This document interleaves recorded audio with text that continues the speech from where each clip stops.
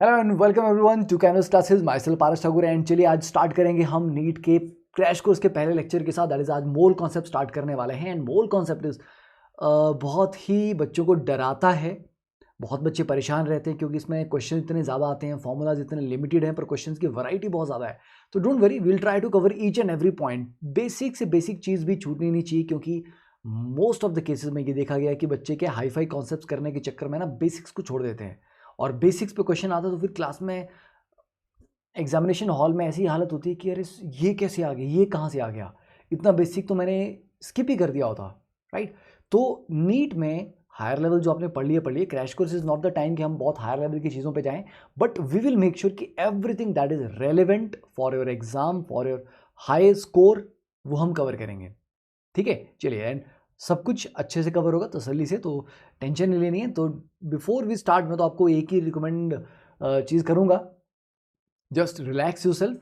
ठीक है, एक्साइटमेंट होती है थोड़ा कि एकदम स्टार्ट कर रहे हैं तैयारी, बट मेक श्योर कि आप अपने ब्रीदिंग को थोड़ा कंट्रोल में रखें। मतलब ब्रीदिंग क्या है कि जब एक्साइटेड हो जाते हैं ना तो बड़ी शैलो हो जाती है, और शैलो ब्रीदिंग में फोकस नहीं रहता। तो ब्रीदिंग आपकी जितनी ग्रेजुअल होगी, स्लो होगी, डीप होगी, आप उतना फोकस कर पाएंगे चीज़ों के ऊपर, और उतनी जल्दी आप चीज़ों को ग्रैस्प भी कर पाएंगे। ठीक है, तो एक रिलैक्स्ड और एक पॉजिटिव माइंडसेट के साथ पढ़ाई स्टार्ट करनी है। कभी भी पढ़ाई स्टार्ट करें, be very relax, have a positive mindset. Right, we are here to learn. Okay, चलिए तो स्टार्ट करते हैं। तो पहला टॉपिक हमारा, हम मोल कॉन्सेप्ट और मोल कॉन्सेप्ट की थ्योरी से शुरू करेंगे। बेसिक्स कॉन्सेप्ट को कवर करते हुए चलेंगे। देखिए, जब मोल कॉन्सेप्ट की बात आती है तो बेटा स्टॉक्योमेट्री इज द टर्म, जो टॉपिक हम पढ़ते हैं ना जनरली, स्टॉक्योमेट्री। स्टॉक्योमेट्री के अंडर ही आपका मोल कॉन्सेप्ट आ जाता है। तो उसको आप चार पार्ट्स में डिवाइड कर सकते हैं। पहला आपका आ गया लॉज ऑफ केमिकल कॉम्बिनेशंस, जहां पर आप सारे लॉज पढ़ते हैं। ठीक है, definite proportion, multiple proportion and all. Second आ गया आपका मोल कॉन्सेप्ट। थर्ड आ गया concentration term like molarity, molality and all. And fourth is the stoichiometric calculations. ठीक है, कि इन सारी चीज़ों के ऊपर बेस्ड डिफरेंट डिफरेंट तरह के जो क्वेश्चन बनते हैं वो आपके फिर स्टॉक्योमेट्रिक कैलकुलेशन में आते हैं। ठीक है, चलिए तो स्टार्ट करेंगे डाल्टन एटॉमिक थ्योरी से, which is very basic but फिर भी करना ज़रूरी है। तो डाल्टन एटॉमिक थ्योरी ने कहा था कि मैटर जो है वो इनडिविजिबल पार्टिकल से बना हुआ, छोटे छोटे पार्टिकल जो फर्दर तोड़े नहीं जा सकते, और उनको कहा गया एटम्स। तो in any sample of a pure element के अंदर सारे के सारे एटम एक जैसे होते हैं। दो अलग अलग एलिमेंट के एटम्स भी अलग अलग तरह के होंगे, है ना। डिफरेंट एलिमेंट्स के जो एटम्स है they will differ in their mass and other properties. When atoms of different elements combine, जब अलग अलग एलिमेंट्स के एटम जुड़ते हैं तो कंपाउंड बनता है। और किसी भी रिएक्शन में होता क्या है, रिएक्टेंट से जब आप प्रोडक्ट बनाते हैं तो होता क्या है, just a rearrangement of atoms. Like you write A B plus C gives you A C plus B. तो इसमें हो क्या रहा है, जो सी यहाँ पे आ रहा है बी बाहर निकल जा रहा है, रीअरेंज ही कर रहे हैं ना यार। तो any reaction is just rearrangement of atoms, ये उन्होंने कहा। Okay, and this is not exceed, this is fixed. ये एक फिक्स न्यूमेरिकल रेशियो में होते हैं किसी भी कंपाउंड में एटम। जैसे H2O में दो हाइड्रोजन और एक ऑक्सीजन, CH4 में एक कार्बन चार हाइड्रोजन, है ना। तो किसी भी कंपाउंड में एलिमेंट एक फिक्स्ड रेशियो में ही रहते हैं, फिक्स न्यूमेरिकल रेशियो में। देन एटम्स आर इंडिस्ट्रक्टिबल, भैया उनको तोड़ नहीं सकते। इन केमिकल रिएक्शंस वो सिर्फ रीअरेंज करते हैं। तो ये जो थ्योरी जॉन डाल्टन ने दी थी, is use the Greek concept of atom to explain. तो जॉन डाल्टन ने law of conservation of mass और डेफिनेट प्रोपोर्शन को इसके थ्रू एक्सप्लेन भी कर दिया था। ठीक है, तो ये पॉइंट्स क्लियर हो गए। चलिए next let's talk about precision and accuracy. देखिए, जब भी हम मेजरमेंट्स लेते हैं हम बोलते हैं ना बड़ी प्रिसाइज मेजरमेंट है यार, बड़ी एक्यूरेट है। एक्यूरेट क्या होता है, जैसे आप ये बुल्स आई यहाँ पर आप यहाँ हिट करना चाहते हैं, यहाँ पे, तो जो यहाँ पर हिट करेगा मतलब उसका एक्यूरेट है। तो पहले अगर आप एक्सपेरिमेंट में देखें, पांचों के पांचों यानी कि 5 निशाने लगे यहाँ पे, पांचों निशाने लगे बुल्स आई पे हैं, है ना, सबसे अंदर वाले सर्कल पे। तो एक्यूरेसी भी बहुत ज़्यादा है, और पांचों वैल्यूज एक दूसरे के बहुत नज़दीक हैं, तो प्रिसीजन भी बहुत हाई है। तो प्रिसीजन का क्या होता है, देखिए दूसरे वाले एग्जाम्पल में क्या है, पांचों निशाने नज़दीक हैं। तो जब आपकी वैल्यूज होती है ना, 5 बार आपने मेजरमेंट ली, हर एक मेजरमेंट की वैल्यू एक दूसरे के काफ़ी नज़दीक है। ठीक है, तो उसको बोलेंगे प्रिसाइज है। पर ये एक्चुअल जहां हिट करना था वहां से दूर है, तो एक्यूरेट नहीं है। ये एक्यूरेसी लो है पर प्रिसीजन हाई है। थर्ड में देखो, यहां पर एक्यूरेसी हाई है क्योंकि इन पांचों वैल्यूज का क्या है, एवरेज अगर आप लोगे तो वो सेंटर आएगा। पांचों वैल्यूज का एवरेज आप लेंगे तो वो एग्जैक्टली सेंटर यहाँ पे आएगा, तो मतलब एक्यूरेसी तो हाई है, राइट, बट प्रिसीजन नहीं है, पांचों वैल्यू एक दूसरे से काफी दूर दूर हैं। एंड लास्ट केस में ना प्रिसीजन है ना एक्यूरेसी है। तो मान लीजिए आपको 25 की वैल्यू को मेजर करना था, आपने एक बार मेजर किया 24, एक बार 26, एक बार 22, राइट, तो क्या होगा, ना तो प्रिसीजन है ना आपकी एक्यूरेसी है। अगली बार आपने मेजर किया 24, 24, 24.1, 24.2, राइट, तो इसमें क्या हो जाएगा आपका, आपको 25 मेजर करना था क्योंकि जो ट्रू वैल्यू वो 25 है, आप तो 24 पे हो, पर हर बार 24, 24, 24.1, 24.2, मतलब आपकी वैल्यूज काफी क्लोज है, तो प्रिसीजन हाई है, एक्यूरेसी लो है। अगली बार आपने किया 24, 26, 25, तीन वैल्यूज, इनका एवरेज कितना आएगा 25, तो एक्यूरेसी तो हाई है क्योंकि एवरेज जो वैल्यू वो ट्रू वैल्यू से मैच कर गई या उसके बहुत क्लोज हो तब भी एक्यूरेसी हाई होगी। बट 24, 25, 26 आपस में तो काफ़ी दूर दूर है ना वैल्यू से, तो इनका प्रिसीजन काफ़ी लो है। तो एक्यूरेसी का मतलब होता है कि ट्रू वैल्यू से हम कितना नज़दीक हैं, प्रिसीजन का मतलब है कि जितनी आपकी मल्टीपल मेजरमेंट्स हैं वो एक दूसरे से कितनी नज़दीक हैं, ठीक है। तो प्रिसीजन किससे रिलेट करते हैं बच्चे हम, द अनसर्टेनिटी और जो प्लस माइनस साइन है वो आपको बताता है। जैसे मैंने ये लिखा कि 24 प्लस माइनस 0.2, तो इसमें जो मेरा अनसर्टेनिटी है वो 0.2 की है, तो ये 0.2 से अगली बार मैं लिखूँ उसको 24 प्लस माइनस 0.1, बेटा ज़्यादा प्रिसाइज कौन सी वैल्यू होगी, नीचे वाली, है ना। ये जो प्लस माइनस वाली जो वैल्यू है इतनी छोटी हो उतनी आपकी प्रिसीजन हायर होता है किसी भी कैलकुलेशन में। अब सिग्निफिकेंट फिगर्स को कैलकुलेट करने के भैया रूल क्या क्या है, देखिए सारे नॉन जीरो डिजिट्स सिग्निफिकेंट होते हैं, zero between the non zero वो सिग्निफिकेंट होती है, जैसे 403, जीरो जो 4 और 3 के बीच में आ रहा है ना, 403 में जो जीरो आ रहा है वो नॉन जीरो के बीच में आ रहा है, तो ये काउंट होगा। All zero at the end of a number that include a decimal point, अगर डेसिमल पॉइंट है तो लास्ट में जो जीरो आती है सारी काउंट होती हैं, ठीक है, नंबर किसी नंबर के आगे। और all zero before the first, this is not R S T, this is actually first, all zeros before the first non-zero number are not significant। जैसे देख लीजिए यहां पे अगर हम बात करें 24.3 में तीन सिग्निफिकेंट फिगर हैं, यहां पे टोटल 4 हैं, यहां पे देखिए डेसिमल के बाद 4 फिर 0 0, तो ये जो 4 के आगे की जीरो हैं ये काउंट होंगी, तो यहां पे तीन सिग्निफिकेंट फिगर हैं, मैं इसको लिखते भी जाता हूं, यहां पर हमारे पास 3 है, यहां पर हमारे पास 4 हैं, यहां पर हमारे पास ये हैं, ये 3 हैं। और अगले वाले एग्जाम्पल में हमारे पास कितने बेटा, देखिए अगले वाले एग्जाम्पल में जो 0 3 से पहले हैं, नॉन जीरो डिजिट से जो पहले हैं वो काउंट नहीं होती है, ठीक है, तो काउंट कौन सी होंगी, सिर्फ ये दो 3 और 5, सिर्फ दो सिग्निफिकेंट फिगर हैं।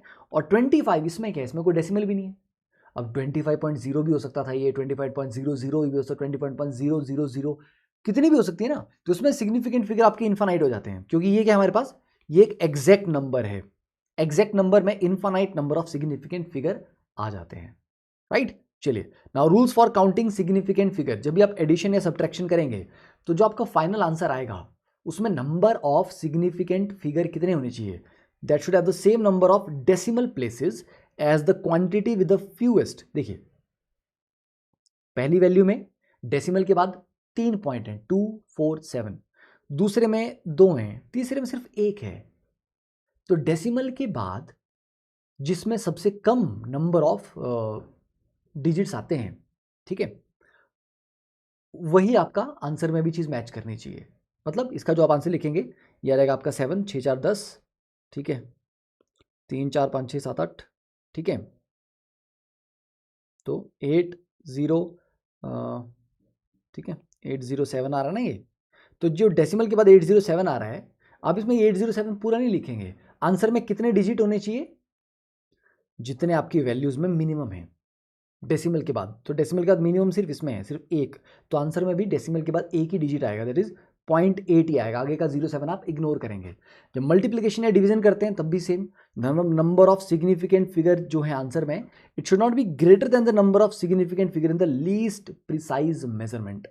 मतलब भैया जैसे मान लीजिए कुछ भी आप कर रहे हैं, जैसे 24.1 इंटू 13.67 डिवाइड बाय 1.3, तो इसमें आपका जो नंबर कितना आएगा, देखिए पहले वाले में 3 सिग्निफिकेंट है, अगले में 4 है, अगले में 2 है, तो आंसर में आपके 2 ही सिग्निफिकेंट फिगर आने चाहिए, ऐसा आपको इंश्योर करना है। ठीक है, चलिए नेक्स्ट देखते हैं एसआई यूनिट। अब आप बोलेंगे सर ये तो सबको पता ही है, बट फिर भी ल्यूमिनस इंटेंसिटी कैंडेला होता है, जस्ट मैं रिवाइज करवा रहा हूँ कि ये आपके एसआई यूनिट हैं। ठीक है, just take a second, few second to just have a look, okay ये लेंथ का मीटर होता है, किलोग्राम टाइम है ना, आई थिंक ये सबको पता ही है, पर ये मेरे को डाउट था थोड़ा ल्यूमिनस इंटेंसिटी के बारे में, शायद बच्चे थोड़ा सा पोपट कर सकते हैं। Then law of definite proportion, देखिए लॉ ऑफ डेफिनिट प्रोपोर्शन क्या बोलता है कि एलिमेंट जब भी कंबाइन करते हैं तो सेम प्रोपोर्शन में करते हैं। जैसे अगर आप वाटर की बात करें तो बेटा वाटर में हमेशा हमेशा क्या होगा, 2 पार्ट हाइड्रोजन होगा, ठीक है, और ऑक्सीजन कितना होगा, 16 पार्ट ऑक्सीजन। तो आप बोलोगे सर ऑक्सीजन तो एक है, बेटा मैं बाय मास की बात कर रहा हूं, मास के अकॉर्डिंग। ठीक है, क्यों, क्योंकि मास के अकॉर्डिंग अगर आप देखेंगे तो H2O का 1 मोल क्या होता है, 18 ग्राम, उस 18 ग्राम में 2 ग्राम हाइड्रोजन होता है और साथ में 16 ग्राम ऑक्सीजन होती है। ठीक है, तो अगर मास के अकॉर्डिंग 2:16 है, दैट इज 1:8, इस रेशियो में ये कंबाइन करेंगे तो पानी आप दुनिया के किसी कोने से, ब्रह्मांड के किसी कोने से पानी ढूंढ के लाएं, उसमें हाइड्रोजन और ऑक्सीजन का आपस में जो रेशियो होगा, कंबाइनिंग रेशियो, वो इतना ही होगा। CH4 में कार्बन कितना है, 16 ग्राम, हाइड्रोजन कितने हैं, 4 ग्राम। ठीक है, तो ये 16:4 मतलब 4:1 की रेशियो में बाय मास है। कार्बन हमेशा हाइड्रोजन से 4 गुना होगा CH4 में। ठीक है, तो ये हो गया आपका law of definite proportion. Then law of multiple proportion का क्या है, देखिए जब भी आपके पास दो एलिमेंट एक से ज्यादा कंपाउंड बनाते हैं, ठीक है, जिसमें एग्जांपल मैं आपको देता हूं, जैसे नाइट्रोजन बना रहा है N2O3, N2O4, N2O5, ये मैंने 3 ही एग्जांपल लिए इसके सिंपल। तो इसमें क्या, नाइट्रोजन और ऑक्सीजन मिलके ये 3 हम यहां पर कंपाउंड का एग्जांपल ले रहे हैं। ठीक है, तो ये कहते हैं the different masses of one element that combine with the same mass. देखो यहां पर नाइट्रोजन को तो मैं फिक्स कर सकता हूं क्योंकि इसमें भी N2 है, इसमें भी N2 है, इसमें भी N2 है। N2 का वेट कितना हो जाएगा, 28 ग्राम। ठीक है, तो इन तीनों में मैं लिख सकता हूं कि 28 ग्राम नाइट्रोजन, यहां पर 28 ग्राम नाइट्रोजन, यहां पर भी 28 ग्राम नाइट्रोजन, कितने से कंबाइन कर रही है बेटा, यहां पर 48 ग्राम ऑक्सीजन, ठीक है, 64 ग्राम ऑक्सीजन, 80 ग्राम ऑक्सीजन।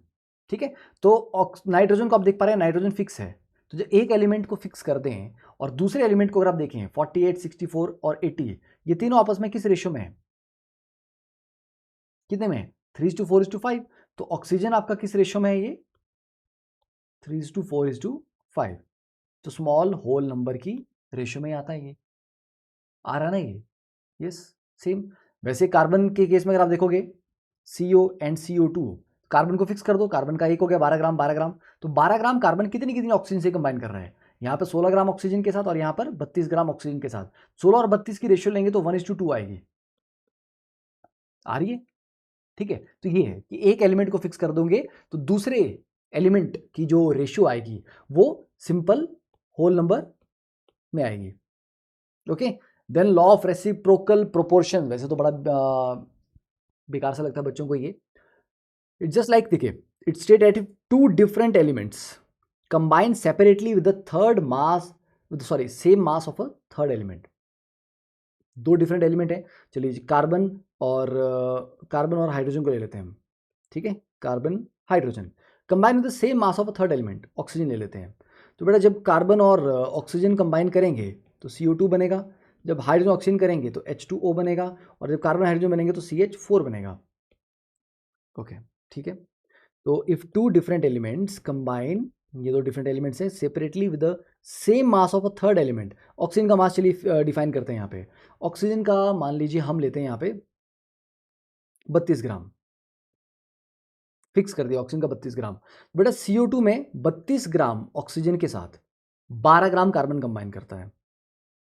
ठीक है, यस, तो यहाँ पर आपका 12 ग्राम कार्बन आ जाएगा, और ये तो 16 ग्राम, वाटर में क्या होता है 16 ग्राम ऑक्सीजन के साथ 2 ग्राम हाइड्रोजन करता है, तो 32 के साथ 4 ग्राम हाइड्रोजन करेगा, तो यहाँ पे आपका 4 ग्राम हाइड्रोजन हो जाएगा।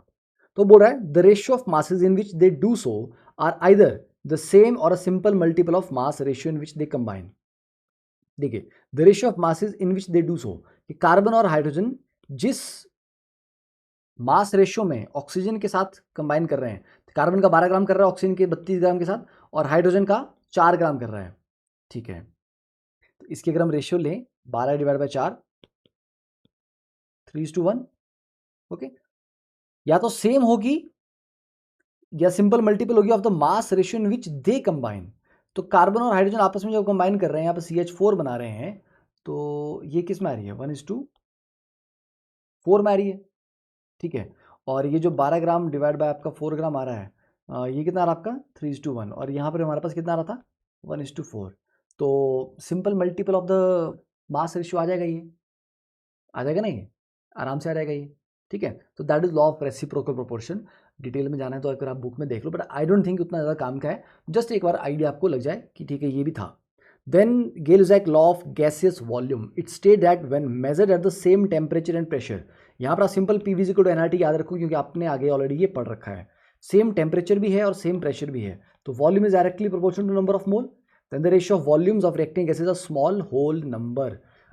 इसमें आप पता क्या कर सकते हो, इसका मतलब आप ऐसे समझो कि बेटा अगर मान लीजिए हम H2 plus 3H2 plus N2 gives you 2NH3, ये रिएक्शन लिख रहे हैं, आप इसको ऐसे समझो कि अगर मैं यहाँ पर लिखता हूँ कि 3 मोल हाइड्रोजन के 1 मोल नाइट्रोजन से कंबाइन करके 2 मोल अमोनिया दे रहे हैं, तो इसको मैं ऐसे भी बोल सकता हूँ, जो नंबर ऑफ मोल है ना, क्योंकि PV=NRT में अगर टेम्परेचर एंड प्रेशर कांस्टेंट हैं तो volume is directly proportional to number of mole.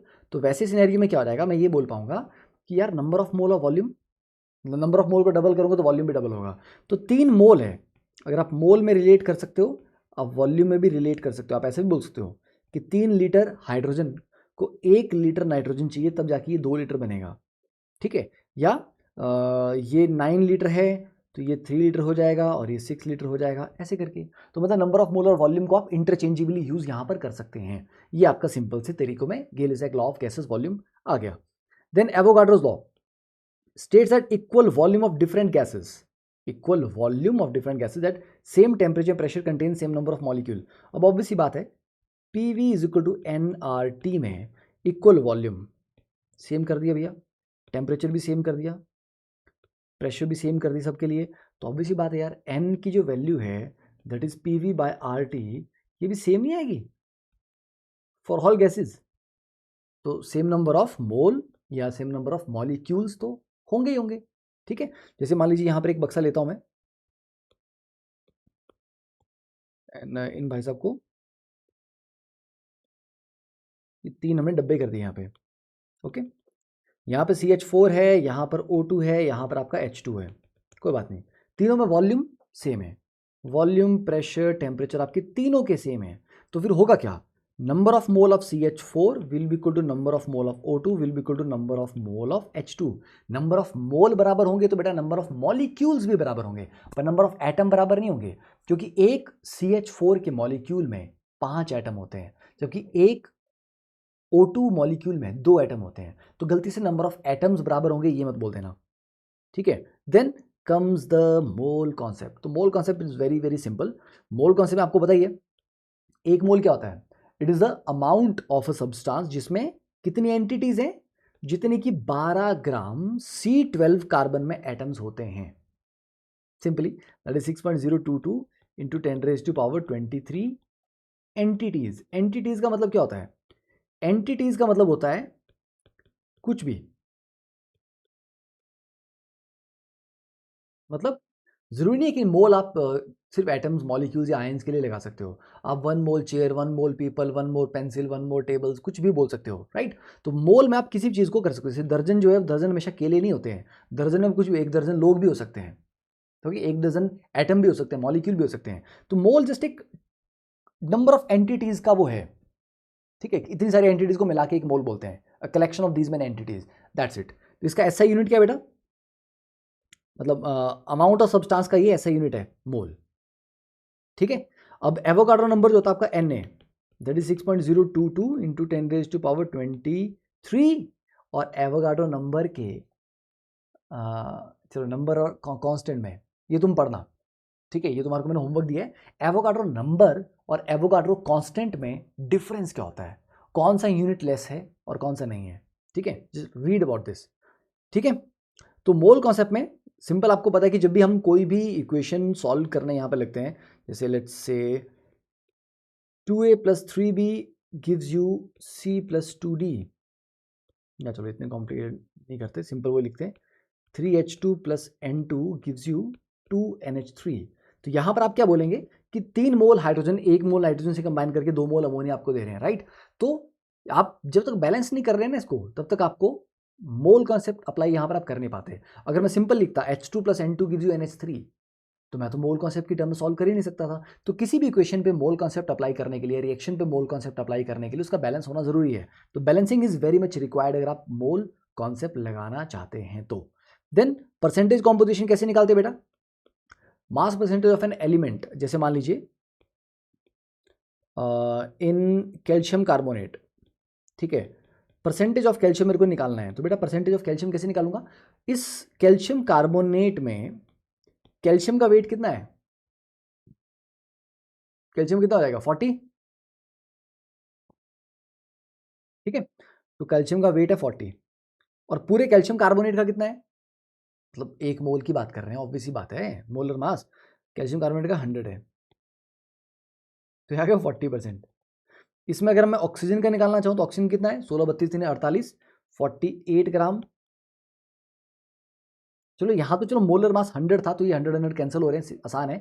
तो पता है किसी भी एलिमेंट का परसेंटेज कॉम्पोजिशन कैसे निकालते हैं, उस मोलर मास में उस एलिमेंट का वेट डिवाइड बाय पूरे मोलर मास, ठीक है, इंटू 100, इस तरह से, ठीक है। H2O में